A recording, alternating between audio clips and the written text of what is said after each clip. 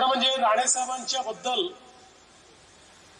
विविध वक्त्यांनी अनेक गोष्टी या ठिकाणी सांगितल्या, पण मला हे सौभाग्य लाभलं की अनेक वर्ष महाराष्ट्राच्या विधानसभेमध्ये मी त्यांच्यासोबत काम करू शकलो आणि विधानसभेची कारकीर्द जी सुरू केली ती त्यांच्या नेतृत्वातच आम्ही सुरू केली। त्यावेळी आमच्या भाजपचे नेते गोपीनाथरावजी मुंडे होते आणि सभागृहामध्ये आमच्या सर्वांचे महायुतीचे नेते माननीय नारायणराव राणे होते। आणि आता जे काही या ठिकाणी सगळ्यांनी सांगितलं ते माझ्या डोळ्यांनी पाहण्याचा आणि माझ्या कानांनी ऐकण्याचा अनुभव मला हा घेता आला। मला त्याचा अतिशय आनंद आहे। मला आठवतं की सभागृहामध्ये मी पहिलंच भाषण केलं, 7 मिनिटाची संधी मिळाली, नीट तयारी केली होती, त्यामुळे 7 मिनिटात मांडता आला तेवढा विषय मांडला। पण ते पहिलंच भाषण झाल्यानंतर एक चिठ्ठी माझ्याकडे आली, त्याच्यात एवढंच लिहिलं होतं, छान बोललास, आणि खाली सही होती नारायण राणे। आणि राणे साहेबांचा ऋणानुबंध हा त्या दिवसापासून जो सुरू झाला तो आज तागायत सातत्याने तो कायम आहे। खरं म्हणजे विरोधी पक्ष नेता म्हणून त्यांची जी कारकीर्द होती ती आत्ताच नितीनजींनी सांगितली। मुख्यमंत्री म्हणून मला बाहेरून पाहायला मिळालं, मंत्री म्हणून बाहेरून पाहायला मिळालं, कारण त्यावेळेस मी महापौर होतो, मी काही सभागृहात नव्हतो। 99ला मी सभागृहात आलो, ते विरोधी पक्ष नेते झाले। पण मी असं म्हणेन की माननीय राणे साहेब, माननीय मुंडे साहेब यांच्यासोबत सभागृहात काम करायला मिळणं यापेक्षा मोठी पर्वणीच दुसरी नव्हती। कदाचित माझ्या संपूर्ण संसदीय जे काही यश मला मिळालं त्या यशाचं श्रेय जर कोणाला द्यायचं असेल तर राणे साहेबांसारख्या माझ्या नेत्यांना द्यावं लागेल की ज्यांनी त्यावेळी मार्गदर्शनही केलं आणि प्रोत्साहनही दिलं। विशेषतः त्यांची आणि माझी आवड एक होती आणि ती म्हणजे अर्थसंकल्प। अर्थसंकल्पावर राणे साहेब ज्यावेळी भाषण करायचे कुठला तरी अर्थतज्ञ हा त्या ठिकाणी बोलतोय असा भास व्हायचा आणि अक्षरशः आकड्यांची चिरफाड करत ज्यावेळी राणे साहेब आपलं पूर्ण भाषण करायचे संपूर्ण सभागृह स्तब्ध असायचं आणि अर्थमंत्री चिंतेत असायचे की आता राणे साहेबांना उत्तर काय द्यायचं। आणि कधीच त्यांनी मांडलेल्या अर्थसंकल्पाच्या भाषणाला परिपूर्ण उत्तर मिळू शकलं नाही, कारण अर्थशास्त्रातला एक एक नियम ते शोधायचे, त्यातनं कसा अर्थसंकल्प हा त्या नियमाच्या विपरीत आहे आणि राज्याचं कसं काय संकट आहे अशा पद्धतीनं हे सगळं मांडण्याचं काम ते करायचे। मला आजही आठवतं, युतीचं सरकार गेलं, महाविकास आघाडीचं किंवाचं सरकार आलं आणि ते सरकार आल्यानंतर युतीच्या सरकारने कशा पद्धतीनं या ठिकाणी कर्ज वाढवलं असा एक व्हाईट पेपर त्यांनी मांडण्याचा प्रयत्न केला। पण त्यांना हे माहित नव्हतं की समोर राणे साहेब आहे। त्यांनी व्हाईट पेपर मांडला, एक तर राणे साहेबांकडे एक वेगळं सीआयडी खातं होतं, त्यांचं स्वतःच होतं ते, त्यामुळे सरकारचा कुठलाही कागद तयार झाला तो मंत्र्याकडे पोचायच्या आधी राणे साहेबांकडे पोचायचा। त्यामुळे हा जो व्हाईट पेपर आहे हा छापायच्या आधी राणे साहेबांकडे होता, त्याचं उत्तर तयार होऊन तिकडे व्हाईट पेपर मांडल्याबरोबर व्हाईट पेपर किती बोगस आहे आणि ही खरी आकडेवारी आहे आणि ही कशी बरोबर आहे याचा एक भगवी पत्रिका ही त्या क्षणी राणे साहेबांनी मांडली आणि त्या सरकारची पूर्ण हवा काढण्याचं काम हे राणे साहेबांनी त्या ठिकाणी केलेलं मी बघितलं। त्यामुळे खरं तर या सभागृहामध्ये बजेटवर कसं बोललं पाहिजे हे आम्ही त्यांच्याकडनं शिकलो आणि मला स्वतःला त्यात खूप इंटरेस्ट असल्यामुळे मी 2002 साली बजेट कसं वाचावं असं एक पुस्तक लिहिलं आणि या पुस्तकाचं विमोचन कोणाच्या हाताने करायचं. राणेसाहेबांपेक्षा मोठं कोण आहे, राणेसाहेबांपेक्षा यातली अथॉरिटी कोण. मी राणेसाहेबांकडे गेलो, म्हटलं दादा माझं असं असं पुस्तक आहे, आपल्याला याचं विमोचन करायचं आहे. मला म्हणाले अरे मुख्यमंत्र्याला बोलव. म्हणाले तुमच्या हाताने करायचं आहे. म्हणाले मुख्यमंत्र्यांच्या हाताने कर. म्हटलं माझा काही मुख्यमंत्री विलासरावजी होते पण माझा काही फार नवीन नवीन होतो, माझा काही फार संबंध नाही आहे. म्हणाले मी त्यांना सांगतो. ते याचं एवढं चांगलं पुस्तक तू लिहिलेलं आहे, मी तर राहीनच पण हे पुस्तकाचं विमोचन हे विलासरावजींच्या हस्ते झालं पाहिजे. त्यांनी पुढाकार घेतला आणि त्या ठिकाणी विलासरावजींच्या हस्ते त्याचं जे काही विमोचन आहे ते झालं. मला आजही आठवतं की 2004 साली 3 साली ज्यावेळी डिसेंबरच्या महिन्यामध्ये उत्कृष्ट संसदपटूचा पुरस्कार द्यायचा जी समिती बनली होती, त्या समितीने राणेसाहेबांची चर्चा केली. राणेसाहेब होते, मुंडे साहेब होते, माझी पहिली टर्म होती. पण त्यांनी सांगितलं की तुम्हाला जर या ठिकाणी परफॉर्मन्सवर आधारित उत्कृष्ट संसदपटू हा पुरस्कार द्यायचा असेल तर तो तुम्ही देवेंद्रला द्या आणि त्यांच्या शिफारसीने किंवा त्यांच्या पुढाकाराने मला त्या काळामध्ये उत्कृष्ट संसदपटू हा पुरस्कार पहिल्याच टर्म मध्ये त्या ठिकाणी मिळाला.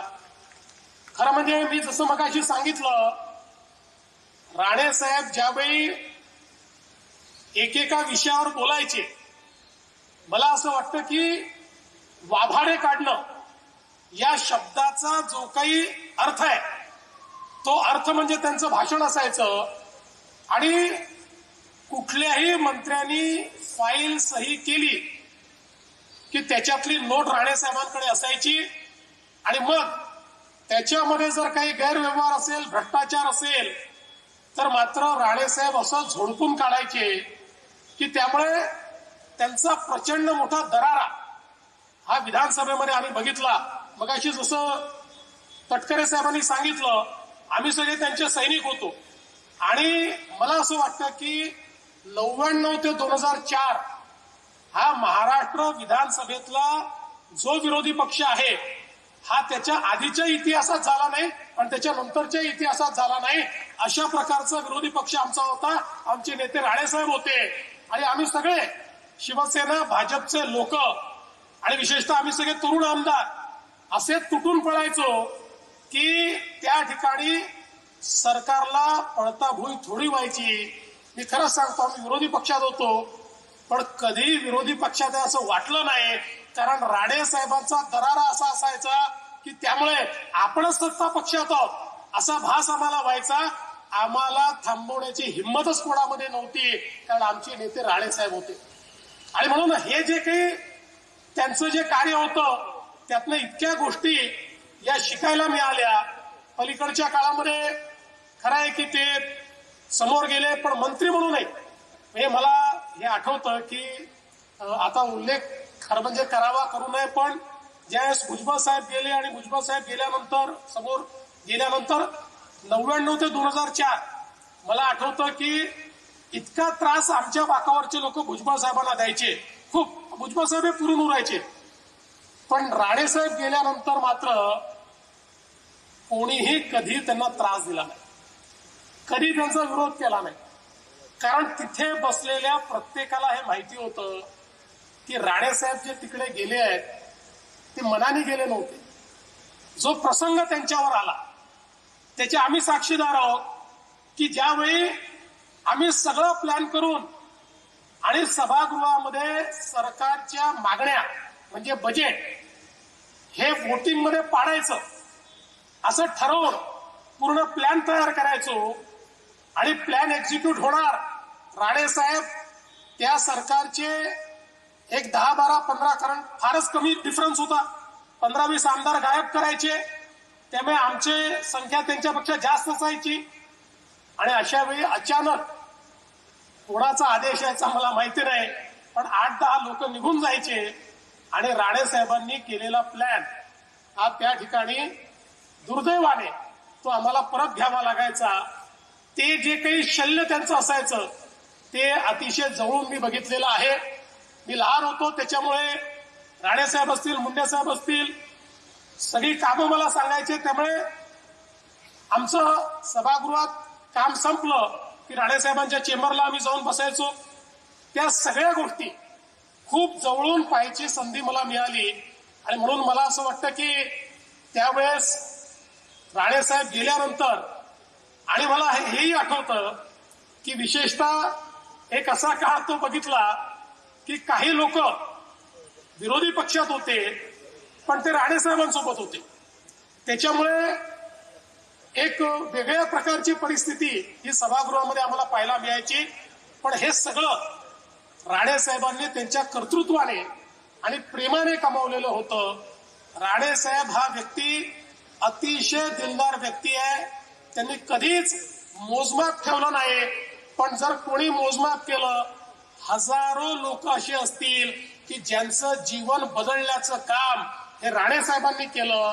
शेकडो लोक असे असतील की ज्यांना मुंबईमध्ये कधी जन्मात घर घेता आलं नसतं पण त्यांना घर देणारे राणेसाहेब होते.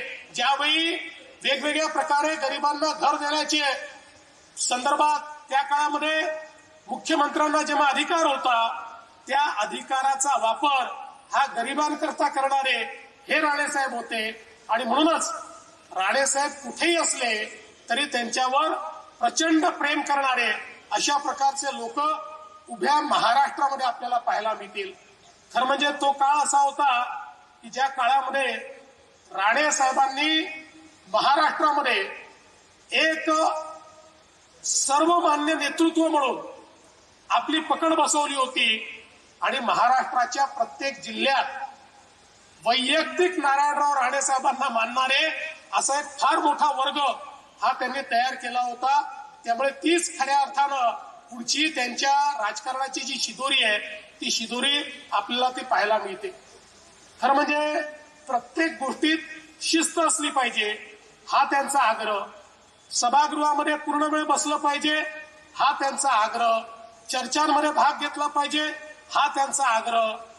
आणि कुठलंही काम करायचं तर ते गुणवत्तेनंच करायचं. गुणवत्तेमध्ये राणेसाहेब कधी तसूभरी कॉम्प्रोमाइज करत नाहीत.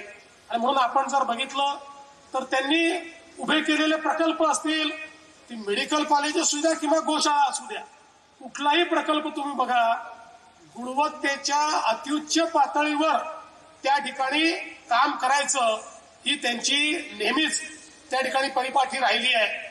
आणि म्हणूनच जर कुठे जसं नितीनजीने सांगितलं कुठेही गुणवत्तेशी कॉम्प्रोमाइज होत असेल तर बेधडक सांगणारे राणेसाहेब आहेत. मला असं वाटतं की राणेसाहेब कधी पोटात ठेवू शकले नाही. त्यांच्या भावना ज्या असतील त्या तोंडावर सांगण्याचं काम ते करतात, कोणाला आवडो की न आवडो. पण कसं पु ल देशपांडेंनी म्हटलंय, कोकणातला माणूस कसा असतो तर कोकणातला माणूस हा इथल्या फणसासारखा असतो. वर जरी काटे दिसले, जरडता दिसली तरी आतमध्ये गोडवा असतो. हे जे वाक्य पुलंनी लिहिलं त्यावेळेस कदाचित पुलंच्या समोर नारायणराव राणेच असतील असं मला वाटतं. असं त्यांचं नेतृत्व आहे. आणि माझा तर त्यांचा संबंध असा आहे की ते देवेंद्र म्हणून मला कधी रागवू शकतात. कधी कधी म्हणतात अरे मी तुम्हाला देवेंद्र म्हणतो. मी म्हटलं राणेसाहेब तुमचा अधिकारच आहे. जेवढा तुमचा अधिकार निलेश आणि नितेशवर आहे तेवढाच अधिकार माझ्यावर देखील आहे. आणि माझ्या सगळ्या या राजकीय वाटचालीमध्ये नेहमी एका नेत्याच्या भूमिकेत, मार्गदर्शकाच्या भूमिकेत राणेसाहेबांना मी बघितलं. आजही एखादी गोष्ट आवडली नाही, मला वेळ घेतात, घरी येऊन सांगतात, रागवतात, हे चुकलं म्हणून सांगतात, पण त्यांचं प्रेम मात्र कधी कमी होत नाही. मला ते नेहमी असं म्हणतात, राणेसाहेब जेव्हा जेव्हा माझ्याकडे येतात तेव्हा मला म्हणतात बघा मला एखाद्याचा राग आला ना तर मी त्या ठिकाणी बेमुरुवत असतो, मी काही त्याला सोडत नाही. पण तुमच्या समोर आल्यानंतर माझा राग निघून जातो. तुम्ही काय करता मला माहिती नाही, पण माझा राग निघून जातो. अशा पद्धतीनं मला खरं म्हणजे अतिशय प्रेम हे राणे साहेबांनी या ठिकाणी दिलं. आणि राणे साहेबांचा खरं म्हणजे मी असं म्हणेन की या सगळ्या यशामध्ये, या वाटचालीमध्ये खऱ्या अर्थानं नीलम बहिणी ज्या आहेत, हे जे लेडी लक आहे, हे अत्यंत महत्वाचं असं माझं मत आहे. अतिशय शांतपणे वहिनी या सगळ्या काळामध्ये त्यांच्या पाठीशी खंबीरपणे उभ्या असलेल्या आपण सगळ्यांनी बघितल्या. आणि आज ही देखील आनंदाची गोष्ट आहे की नितेशजी असतील किंवा निलेशजी असतील, या दोघांनी राणे साहेबांचा वारसा हा अत्यंत समर्थपणे या ठिकाणी चालवलेला आहे. आणि मला असं वाटतं की निश्चितपणे ज्या प्रकारचं बाळकडू हे त्यांना मिळालं, त्यातून भविष्यकाळ या दोन्ही तरुण नेत्यांचा अतिशय उज्ज्वल आहे, हे आज या ठिकाणी मी निश्चितपणे सांगू शकतो. राणे साहेबांच्या जीवनामध्ये हिंदुहृदय सम्राट शिवसेना प्रमुख बाळासाहेब ठाकरे यांच्याबद्दल एक वेगळं स्थान आहे. ते जरी त्या काळात पक्ष सोडून गेले, पण आजही बाळासाहेबांचं नाव घेतलं तर राणेसाहेब इतकं भरभरून बोलतात, इतक्या आठवणी त्यांच्याकडे आहेत. त्यातली प्रत्येक आठवण ही अतिशय आपल्या हृदयाला स्पर्श करणारी आहे. आणि मला असं वाटतं की त्यांच्या जीवनामध्ये तो जो काही आशीर्वाद श्रद्धेय बाळासाहेबांचा मिळाला, तो ते कधीच विसरले नाहीत. आणि सदैव त्यांची आठवण ठेवत त्याच मार्गानं चालण्याचा प्रयत्न त्यांनी केला. आणि म्हणूनच नितीनजी जे म्हणाले की ते कुठेही असले तरी हिंदुत्वाचा मार्ग सोडला नाही, कुठेही असले तरी मराठी माणसाचा आग्रह त्यांनी सोडला नाही. आणि विशेषतः कोकणाच्या बद्दल त्यांचं प्रेम हे आपल्या सगळ्यांना माहिती आहे.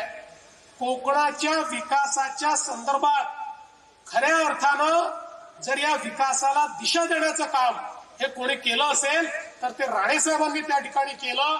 आणि आजही कधीही जर आम्ही त्यांच्याशी चर्चा करायला लागलो तर त्यांचा पहिला विषय तोच असतो, कोकणाचा जीडीपी कसा वाढवायचा, कोकणाचं पर कॅपिटा इन्कम कसं वाढवायचं, कोकणामध्ये मोठ्या प्रमाणात रोजगाराच्या संधी कशा वाढवायच्या.